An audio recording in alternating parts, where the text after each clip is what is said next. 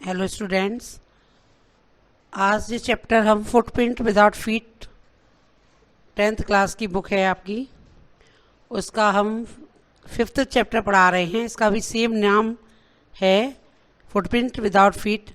इसका नाम भी यही है और मेरे हिसाब से शायद इसी चैप्टर के नाम के कारण ही इस बुक का नाम फुटप्रिंट विदाउट फीट रखा गया होगा। तो इसमें एक इनविजिबल व्यक्ति की कहानी है। आगे पढ़ते हैं। इसमें can a man become invisible, क्या कोई व्यक्ति अदृश्य हो सकता है? This is the story of a scientist, ये एक वैज्ञानिक की कहानी है। Who discovers how to make himself invisible, जिसने कि ये खोज निकाला था कि किस प्रकार से व्यक्ति स्वयं को इनविजिबल कर सकता है। डज ही यूजेस, क्या वह इसका प्रयोग करता है, और मिस यूजेस, या फिर इसका दुरुपयोग करता है। हिज डिस्कवरी, अपने उस खोज का क्या वह सही प्रयोग कर पाता है या फिर उसका वो दुरुपयोग कर लेता है। इस चैप्टर में हम पढ़ेंगे आगे इसकी story. Read and find out, पढ़िए और पता लगाइए। How did the invisible man first became visual, कि किस प्रकार से वो अदृश्य आदमी पहली बार विजुअल हुआ, और why was he wandering the streets, और वह गलियों में क्यों घूम रहा था। तो स्टार्टिंग कहानी हो रही है। The two boys started in a surprise, दो लड़के अचानक से आश्चर्यचकित हो जाते हैं at the fresh muddy imprints of a pair of bare feet, कि उन्हें अचानक से पैरों के चिन्ह दिखाई देते हैं जो कीचड़ युक्त हैं, मिट्टी में सने हुए हैं, और वो नंगे पैरों से किसी के पैरों के चिन्ह हैं जो आगे बढ़ते जा रहे हैं और व्यक्ति दिखाई नहीं दे रहा है। What was the barefoot man doing on the steps of a house, तो वो व्यक्ति नंगे पैरों वाला व्यक्ति एक घर की सीढ़ियों पर क्या कर रहा था। In the middle of the London, ये लंदन के बीच में कोई हाउस है, उसकी कहानी बताई जा रही है उस पर। And where was the man, और वो व्यक्ति है कहाँ। जब उसके पैर यहाँ दिखाई दे रहे हैं तो वो व्यक्ति कहाँ है। एज दे गेस्ड, जैसा कि उन्होंने अनुमान लगाया, a remarkable sight met their eyes, तो उन्हें एक ऐसा दृश्य दिखाई दिया। A fresh footmarks appear from the nowhere, तो अभी अभी तुरंत उन्होंने एक नया फुटमार्क्स देखा जो कि अभी फ्रेश है बिल्कुल। फर्दर फुटप्रिंट्स फॉलोड, और आगे उसके पैरों के चिन्हों का वो अनुसरण करते हुए जा रहे हैं। वन आफ्टर एनोदर, एक के बाद दूसरा पैर उन्हें दिखाई दे रहा है। Descending the step and progressing down the street, और वे उन चिन्हों का पीछा करते करते गली में से नीचे उतर करके आ जाते हैं। द बॉयज फॉलोड, दोनों लड़के उसका पीछा कर रहे हैं। Fascinated until the muddy prints impression became फेंटर and फेंटर, जब तक उनका पीछा करते हैं तब तक वो मिट्टी से युक्त पैरों के निशान धुंधले और धुंधले नहीं हो जाते, तब तक वो उसका पीछा करते हैं। नॉर्मल सी बात है, जब हम अगर पानी में भी अपने पैर भिगा लेते हैं तो जब हमारे पैरों के चिन्ह उस फ्लोर पर पड़ते हैं तो धीरे धीरे करके वो भी धुंधले होते चले जाते हैं और ख़त्म हो जाते हैं थोड़ी देर बाद। ऐसे ही उसके पैर मिट्टी में लगे हुए हैं, मिट्टी में सने हुए हैं पूरे एंड, और वो जैसे जैसे आगे बढ़ रहे हैं तो वो फेंटर होते जा रहे हैं, धुंधले होते जा रहे हैं। And at last disappeared all together, और ऐसे ही अंत में वो अदृश्य भी हो जाते हैं। The explanation of my mystery was really simple enough, तो ये जो व्याख्या है मेरी इस रहस्य की वो बहुत ज़्यादा साधारण सी है। The bewildered boys had been following the scientist, कि वो लड़के एक वैज्ञानिक का पीछा कर रहे थे। हु हैड जस्ट डिस्कवर्ड, जिसने कि अभी अभी खोज की थी। How to make the human body transparent, कि किस प्रकार से मानव के शरीर को पारदर्शक बनाया जा सकता है। तो कहानी में जो व्यक्ति है उसका नाम है ग्रिफिन द साइंटिस्ट। ग्रिफिन एक वैज्ञानिक है and had carried out experiment after experiment, और वह लगातार एक प्रयोग के बाद दूसरा प्रयोग करता जा रहा है। टू प्रूव दैट, ये सिद्ध करने के लिए, the human body could became invisible, कि मानव का शरीर बिल्कुल पूरी तरह से अदृश्य हो सकता था। Finally he swallowed certain rare drugs and his body became transparent. और अंत में आकर के उसने वो कुछ निश्चित जो ड्रग्स बनाई थी गायब होने की वो खा लेता है और उसकी बॉडी जो थी वो ट्रांसपेरेंट होने लग जाती है, as a sheet of glass, जैसे कि कोई ग्लास की या शीशे की पारदर्शक शीट होती है, उसी प्रकार से उसका पूरा शरीर पारदर्शक हो जाता है. Through it also remained as solid as glass. लेकिन रहता वो रिमेन सॉलिड ही है, बिल्कुल ठोस रहता है, लेकिन देखने में वो एकदम पारदर्शक दिखाई देता है, उसका शरीर दिखाई नहीं देता. Brilliant scientist through he was, वो बहुत ज़्यादा इंटेलिजेंट साइंटिस्ट था, ब्रिलियंट था. Griffin was rather a lawless person. इसके अलावा ग्रिफिन एक लॉलेस पर्सन भी है, वो किसी के नियमों का पालन नहीं करता है, जो नियम बने हुए हैं समाज के, सोसाइटी के या किसी भी चीज़ के कोई नियमों का वो पालन करने के लिए बाध्य नहीं है. His landlord dislike him. उसका जो मकान मालिक है लैंडलॉर्ड, वह उसको बिल्कुल पसंद नहीं करता है. And try to exact him, और उससे दूरी बनाने की कोशिश करता है. In revenge Griffin set fire to the house. इसके बदले में ग्रिफिन उसके घर में आग लगा देता है, क्योंकि वो उससे अच्छा व्यवहार नहीं करता था, हमेशा बुरा व्यवहार करता था. To get away without a being seen, और बिना किसी को दिखाई दिए हुए ही had to remove the his cloth, उसने अपने कपड़े उतारे. दस इस प्रकार से it was that became homeless.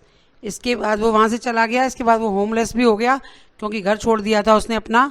Wanderer घूम रहा है वो विदाउट क्लॉथ्स, बिना कपड़ों के, विदाउट मनी, बिना पैसों के. जब कपड़े ही नहीं है तो पैसे किस में रखेगा, तो विदाउट क्लॉथ्स है, विदाउट मनी है, एंड क्वाइट इनविजिबल, और बिल्कुल अदृश्य हो चुका है. Until he happen to step in the summer, तभी वो कुछ मिट्टी या कीचड़ में अपने पैरों को खराब कर लेता है. And left footprint as he walk, तो उसके पैरों के चिन्ह फ्लोर पर बनने लग जाते हैं. जैसे ही वो चलता है तो उसके पैरों के चिन्ह फ्लोर पर आते हैं. He escaped easily enough from the boys who followed his footprints, तो वो बड़ी आसानी से उन बच्चों से बच जाता है जो लंदन में उसके पैरों के चिन्हों का पीछा कर रहे थे. But his adventure were by no means over, लेकिन उसके इस एडवेंचर का कोई अंत नहीं हुआ था. He had chosen a bad time of the year of the wander about the London without clothes. लेकिन ये जो समय उसने अदृश्य होने का सोचा था, तो वो समय जो था वो गलत सोच लिया, उसने चुन लिया उसने गलत समय, क्योंकि उसे इस समय लंदन में बिना कपड़ों के नहीं घूमना चाहिए था. क्यों? क्योंकि it was the mid winter, यह तो बहुत भयंकर सर्दी वाला समय था. The air was bitterly cold, भयंकर हवा ठंडी चल रही थी. And he could not do without clothes, और वह अब कपड़ों के बिना नहीं रह सकता था. Instead of walking about the street, गली में घूमने के बजाय he decided to slip into a big London store for warm, तो उसने सोचा कि वो लंदन के एक बड़े से स्टोर में घुस जाएगा और वहाँ जाकर कुछ गर्मी या राहत प्राप्त करेगा. क्लोजिंग टाइम अराइव्ड, उस लंदन स्टोर का क्लोजिंग टाइम आ चुका था, बंद होने वाला था वो store. And as soon as the door were shut, जैसे ही दरवाजे बंद होने वाले थे, Griffin was able to give himself to the pleasure of clothing. जैसे ही दरवाजे बंद हो गए तो ग्रिफिन ने अब योग्य हो गया ग्रिफिन कि वह कपड़ों का आनंद ले सके. एंड फीडिंग हिमसेल्फ, अपने आप को कुछ खिला सके, without regard and to expense, कोई पैसा भी नहीं देना था, कपड़े भी मिल रहे थे स्टोर में और खाने पीने की वस्तुएं भी थी, तो वो भी खा सकता था आराम से. ही ब्रोक ओपन बॉक्सेस, उसने बहुत सारे जो बॉक्स थे कपड़ों के वो खोल करके देखे. एंड वेपर्स देखे उनके. एंड रैपर्स के बाद fitted himself out of the warm cloth, उसने ऊनी कपड़े पहन लिए. सून द विद शूज, और कुछ देर बाद उसने जूते भी पहन लिए. And overcoat and a wide blame hat, और उसने एक बड़ा सा लंबा सा कोट पहन लिया और एक गोल टोपी पहन ली उसने. He became a fully dressed and visual person, अब वो पूरी तरह से ड्रेस्ड हो चुका था और पूरी तरह से विजुअल था, दिखाई दे रहा था. In the kitchen of the restaurant, उस रेस्टोरेंट की किचन में ही फाउंड कोल्ड मीट, उसे वहाँ पर ठंडा मांस मिला. एंड कॉफ़ी रखी थी वो मिली. And he followed up the meal, उसने उस खाने को खा लिया. एंड द स्वीट्स, मिठाई जो रखी थी वो खा ली. And wine taken from the grocery store, और ग्रोसरी स्टोर से उसने वाइन भी ले ली. Finally he settled down to sleep a pile of quilts, और अंत में वह एक रजाइयों के ढेर में घुस करके सो गया। If only Griffin had managed to wake up in the good time all might have been well. यदि ग्रिफिन टाइम से अपने आप को उठाने में मैनेज कर पाता तो सब कुछ सही रहता। As it was he did not wake up until the assistants were already arriving the next morning। क्योंकि वह टाइम से उठ नहीं पाया था तो वहाँ जो दुकान वाले जो उसके जो स्टोर था उसके असिस्टेंट थे वो वहाँ पहले ही आ चुके थे, जल्दी ही आ गए थे अगली सुबह। when he saw a couple of them, तब उसने उसको उनमें से कपल को देखा तो अप्रोचिंग ये देखते हुए ही पैनिक्ड, तो वो परेशान हो गया एंड बिगिन टू रन, और भागने लगा। दे नेचुरली गेव द चेस, तो उन्होंने स्वाभाविक रूप से उसका पीछा किया। क्यों? क्योंकि कोई भी व्यक्ति अगर स्टोर में बंद स्टोर में पाया जाता है तो उसका पीछा तो अपने आप ही किया जाएगा कि कौन व्यक्ति था और किस प्रकार से अंदर घुसा और कैसे यहाँ से निकलकर भाग रहा है। तो दोनों ने उसका पीछा किया। In the end he was able to escape, और अंत में वो उनसे बचने में कामयाब हो गया। Only by quickly taking of his newly found cloth, केवल वो कैसे उनसे कामयाब हो पाया बचने में कि जल्दी जल्दी उसने अपने सारे वो कपड़े उतार दिए जो उसने उस स्टोर में से पहने थे।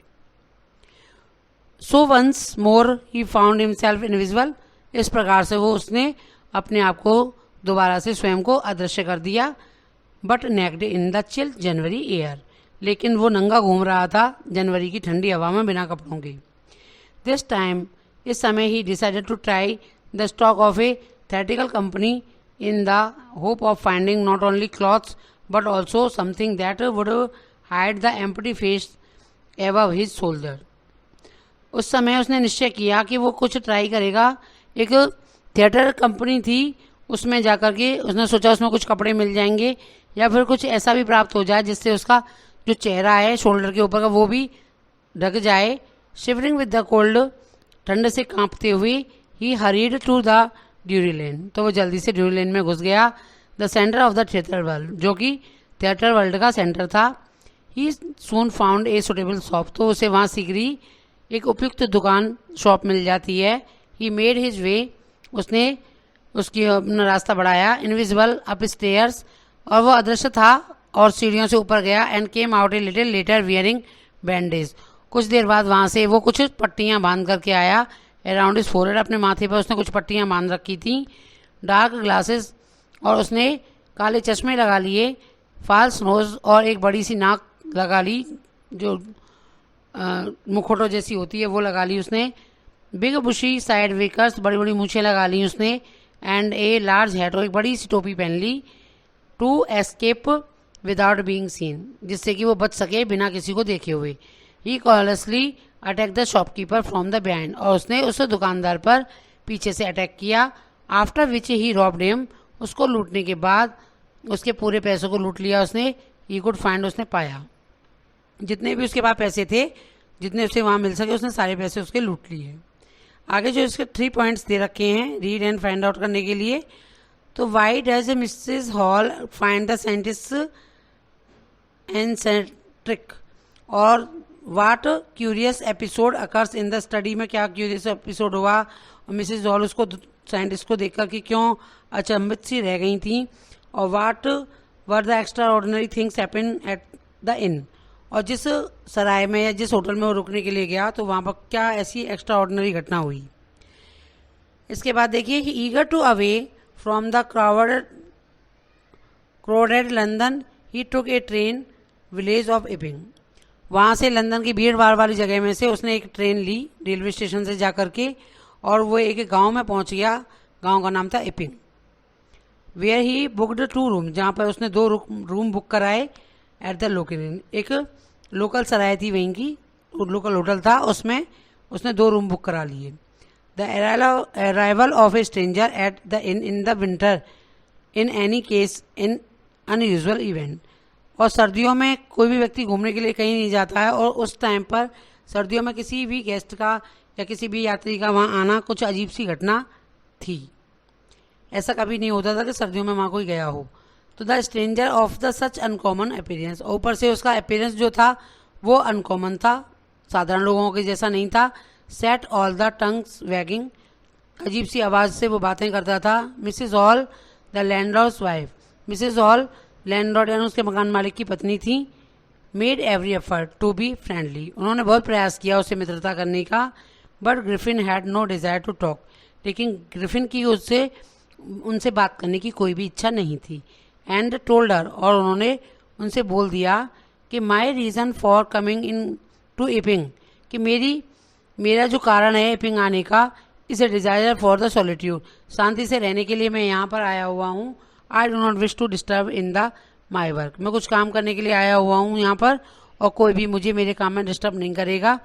Beside in accident has affected my face, और वो बताता है इसके अतिरिक्त उसका चेहरा जो है एक एक्सीडेंट में अफेक्टेड हो चुका है, तो इसलिए वो किसी से ज़्यादा बात नहीं करना चाहता, ना दिखाना चाहता अपना चेहरा किसी को। Satisfied that her guest was an eccentric scientist, और वही जान करके कि उनका जो गेस्ट आया है एक साइंटिस्ट है, और वो संतुष्ट हो गई इस बात से। And in view of the fact that he had paid her in advance, और वो इस बात से भी चुप थी, दृष्टिकोण सही था उनका कि उसने पैसा भी एडवांस में दे दिया था, तो उन्हें कोई ज़्यादा दिक्कत नहीं थी उससे। Mrs Hall was prepare to excuse the strange habits and the irritable temper, तो मिसेस हॉल ने एक्सक्यूज मांगा उनके स्ट्रेंज व्यवहार के लिए या उनकी हैबिट के लिए, उससे ज़्यादा जानकारी कर रही थी, और उसके इरिटेबल टेम्पर से भी वो कुछ परेशान थी। But the stolen money did not last long, लेकिन उसके जो चुराए हुए पैसे थे ग्रिफिन के, वो ज़्यादा दिनों तक नहीं चल पाए। And presently Griffin had to admit that he had no more ready cash, और कुछ दिनों बाद ही ग्रिफिन को ये स्वीकार करना पड़ा कि उसके पास ज़्यादा पैसा अब कैश में नहीं है। ही प्रिटेंडेड, उसने बहाना बना दिया, however that he was expecting a cheque to arrive at any moment, तो उसने कह दिया कि मेरा एक चेक आने वाला है, किसी भी समय किसी भी क्षण वो चेक मुझे प्राप्त होगा, मैं आपका हिसाब कर दूंगा। तो शॉर्टली आफ्टरवार्ड्स एक क्यूरियस एपिसोड अकर्ड, इसके कुछ दिनों बाद ही एक अजीब सी घटना घटी। Very early in the morning, सुबह ही सुबह एक clergyman and his wife were awaken by the noise in the study, तो क्लर्जीमैन और उनकी वाइफ अचानक से स्टडी में हुए शोरगुल को सुन करके जाग गई। क्रीपिंग डाउन स्टेयर्स, और सीढ़ियों से नीचे जाते हुए, they heard the chink of money being taking from the clergyman desk, और उन्हें सुनाई पड़ा कि कुछ पैसे सिक्कों की खनखनाहट उन्हें महसूस हुई जो उसकी डेस्क में से कोई निकाल रहा है। विदाउट मेकिंग एनी नॉइज, बिना कोई शोर किए हुए, and with a poker grasped formally in his hand, अपने हाथ में एक पोकर पकड़ करके clergyman flung open the door, उन्होंने दरवाज़ा खोला और बोला सरेंडर, तुरंत उन्होंने इसको सरेंडर करने के लिए कहा। Then his amazement he realise that the room appear to be empty, लेकिन उनके आश्चर्य का ठिकाना न रहा, उन्होंने महसूस किया कि कमरा तो बिल्कुल खाली है। He and his wife looked under the desk, उसने और उनकी पत्नी दोनों ने डेस्क के नीचे देखा, एंड बिहाइंड द कर्टेन्स, पर्दों के पीछे देखा, and even up the chimney, और चिमनी की ओर भी देखा ऊपर।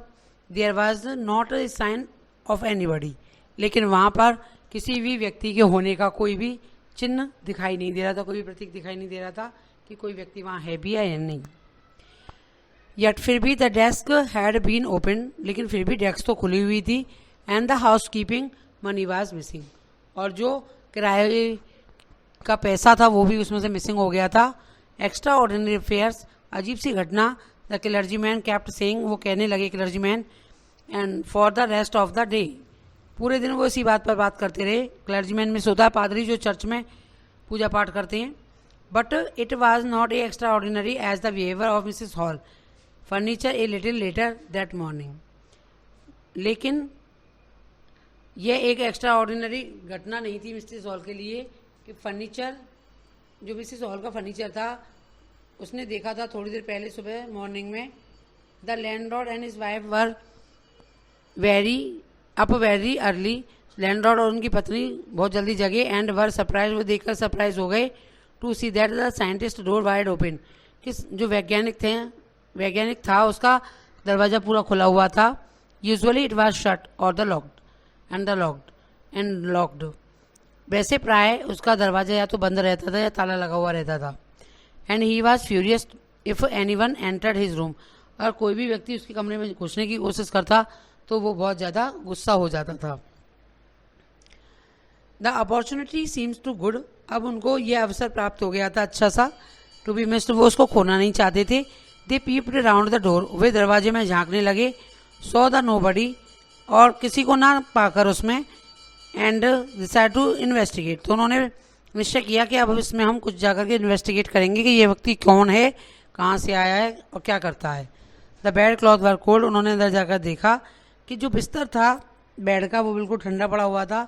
Showing that the scientist must have been up from the time some time, ये दर्शा रहा था वो बेड कि इतना ठंडा बिस्तर हो रहा था कि कोई शायद वो साइंटिस्ट जो था रात में इसमें सोया ही नहीं था, क्योंकि सोने के बाद बिस्तर गर्म हो ही जाता है।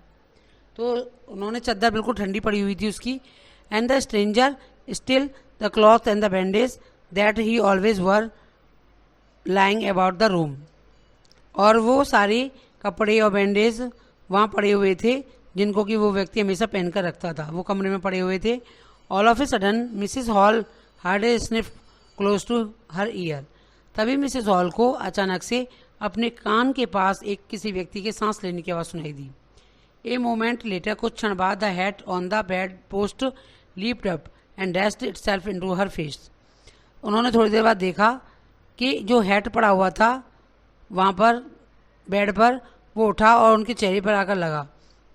Then the bedroom chair became alive, तभी अचानक से बेडरूम की चेयर जो थी वो जिंदा हो गई। Springing into the air it charged straight at her, और वो हवा में उछलकर उसके ऊपर उसने हमला कर दिया। Legs foremost she and her husband turn away, वो उसका पति डरकर वहाँ से भाग गई। The extra ordinary chair pushed them both out of the room, उस एक्स्ट्रा असामान्य सी चेयर ने उन दोनों को कमरे के बाहर धकेल दिया। And then appeared the slam and the lock the door after them, उसके बाद वो कमरा अचानक से लॉक हो गया। Mrs Hall almost fell down the stairs hysterics, Mrs Hall तो गिरते गिरते बची सीढ़ियों पर से घबराहट के मारी। She was convinced that the room was haunted by the spirits, अब उन्हें पूरा विश्वास हो गया था कि इस रूम में तो आत्माओं ने अपना घर बना लिया है। And that is the stranger had somehow caused, और इस सब काम के लिए ये स्ट्रेंजर जो आया है अजनबी व्यक्ति, इस काम के लिए वही जिम्मेदार है। These two enter into the furniture, और लगता है कि वही आत्मा इस फर्नीचर में भी घुस गई हैं। My poor mother use to sit in that chair, मेरी बेचारी बूढ़ी माँ इस चेयर पर पहले बैठा करती थी। शी मोहन, वो कराती हुई बोली। To think it should rise up against to me now, अब ये चेयर मुझे उठकर मारने के लिए दौड़ रही है। The feeling among the neighbours was that the trouble was caused by A which craft, और ये फीलिंग उनके मन में आ रही थी कि ये सब इसी व्यक्ति के कारण घटनाएं हो रही हैं, पड़ोस में भी ये सारी घटनाएं इसी के कारण हो रही हैं। The witchcraft or not, when the news of the burglary at the clergyman's home became known, जब उन्हें पता चला कि पादरी के घर में क्या घटना घटी है, उनके यहाँ से कोई पैसे चुरा करके ले गया है, तो the strange scientist was strongly suspected, तो सबसे पहले उसी वैज्ञानिक पर सबसे ज़्यादा शक किया गया। Of having had a hand in it, जरूर उस समय चोरी में उसी साइंटिस्ट का हाथ है। सस्पिशन ग्रीव इवन स्ट्रॉन्गर, उनका शक और भी ज़्यादा गहरा हो गया। When he suddenly produced some ready cash, जब उसने तुरंत उनको कुछ रेडी कैश उनको प्रदान कर दिया। थ्रो ही हैड एडमिटेड, और उसने स्वीकार किया। Not long before that he had no money, लेकिन कुछ दिन पहले तो उसने कहा था कि उसके पास पैसे नहीं, अब अचानक से उस पर पैसे कहाँ से आ गए। The village constable was secretly sent for, इसके लिए विलेज कांस्टेबल था जो गांव का कांस्टेबल, उसको उस काम के लिए भेजा गया। Instead of waiting for the constable Mrs Hall went to the scientist, तो उस कांस्टेबल का इंतजार करने की बजाय मिसिस हॉल साइंटिस्ट के पास गई। Who had somehow mysteriously appear from the empty bedroom, कि किस प्रकार से किसी ने उसे कमरे में से धकेल दिया था। आई वॉन्ट टू नो, मैं जानना चाहती हूँ। That you have been doing in my chair upstairs, कि तुम सीढ़ियों पर मेरी चेयर के साथ क्या कर रहे थे। सी डिमांडर, उन्होंने मांग की, उन्होंने बताने के लिए उसे मजबूर किया। And I want to know, वो कहती हैं कि मैं जानना चाहती हूँ कि how it is you came out of the an empty room, कि किस प्रकार से तुम एक खाली कमरे में अंदर आ गए। And how you enter the locked room, और किस प्रकार से तुम ताला लगे हुए कमरे में अंदर आ गए। The scientist was always quick tempered, तो जो साइंटिस्ट था वैसे ही बहुत जल्दी से क्रोधित हो जाया करता था।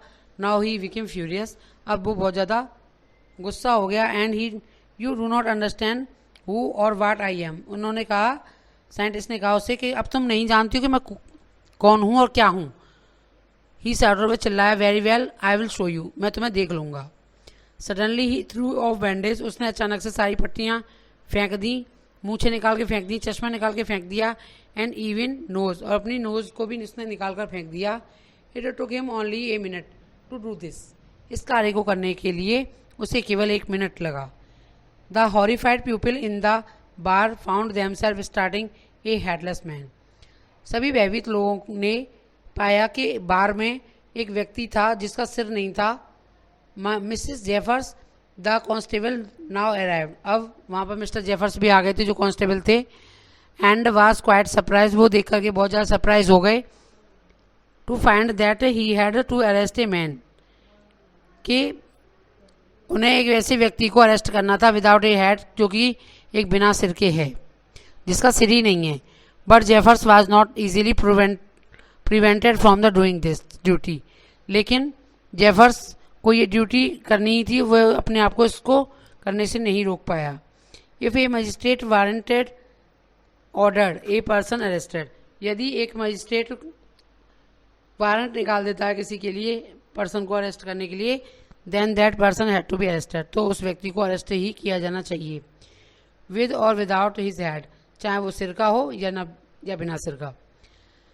There followed a remarkable scene as a policeman tried to get a hold of a man who was becoming more and more invisible. अब व्यक्ति उसे ऐसे व्यक्ति को देख रहे थे जिसका पुलिस वाला पीछा कर रहा था और उसको पकड़ने की कोशिश कर रहा था, और वो व्यक्ति बार बार और ज़्यादा अधिक अदृश्य होता चला जा रहा था। As he threw off one garment, जैसे करके उसने अपना एक कपड़ा उतारा, उसके बाद दूसरा, finally the shirt flu into the air, और अंत में उसने अपनी शर्ट को उतार कर हवा में फेंक दिया। And the constable found himself struggling with the someone, and में उस कांस्टेबल ने किसी ऐसे अदृश्य व्यक्ति के साथ अपने आप को संघर्ष करते हुए पाया। He could not see at all, जिसको वो देख नहीं पा रहा था। Some peoples tried to help him, कुछ लोगों ने उनकी मदद करने की सोची, but found themselves hit by the blows and the seem to come from nowhere, लेकिन उनको लात घूंसे खाने पड़े जो कहीं से भी आ रहे थे, क्योंकि वो दिखाई नहीं दे रहा था, तो मन कर रहा था जिसको जैसे मार रहा था। इन द एंड अंत में जेफर्स वाज नॉक्ड अनकॉन्शियस, अंत में जेफर्स जो था बिल्कुल बेहोश हो गया। As he made a last attempt to hold on the unseen scientist, और क्योंकि उसने अपना लास्ट प्रयास किया था उस साइंटिस्ट को पकड़ने का जो कि अनसीन है, अदृश्य है। The Griffin was nervous, Griffin बहुत ज़्यादा नर्वस हो गया था। There was nervous excited cries hold him, और वह नर्वस होकर केवल चिल्लाया जा रहा था, पकड़ो पकड़ो उसको पकड़ो। But this was easier sad, लेकिन ये कहना आसान था देन डन, लेकिन करना मुश्किल। Griffin had shaken himself free, Griffin ने स्वयं को फिर से स्वतंत्र कर लिया था। And no one knew where to lay hands on him, अब कोई भी नहीं जानता था कि किस प्रकार से उसके हाथ को पकड़ा जा सकता है या उसको पकड़ा जा सकता है।